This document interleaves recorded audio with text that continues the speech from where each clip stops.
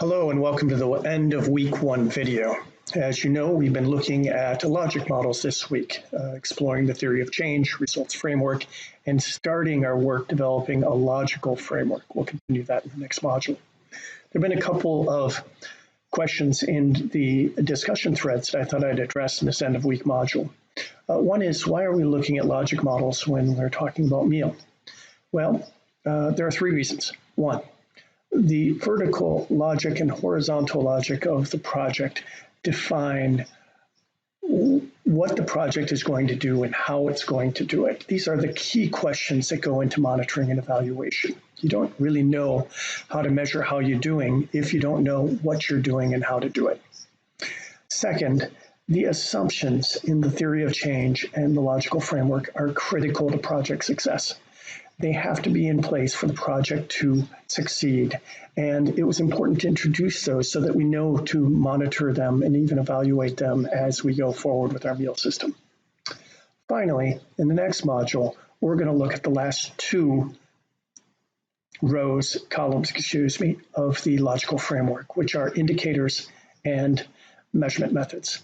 These are critical foundational pieces of information for our MEAL planning, and that element of the logical framework is critical to successful MEAL. Second question I want to talk about has to do with making these logic models living documents. The question has come up, how do you make it a living document when your donors and your organizations are very resistant to changing the elements of the objective statements, your goal objectives, your intermediate results, your outputs. And to an extent, they're also very resistant to any changes to indicators. First, I want to acknowledge this is a great point, and it is hard to manage.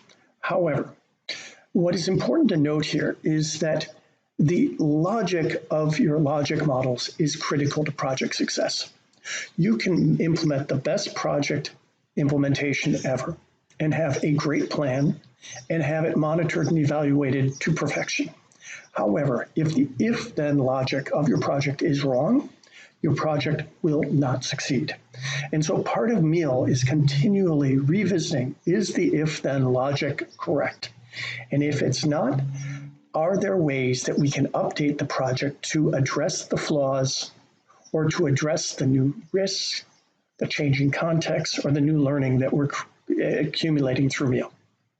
One last point about making your logic models a living document.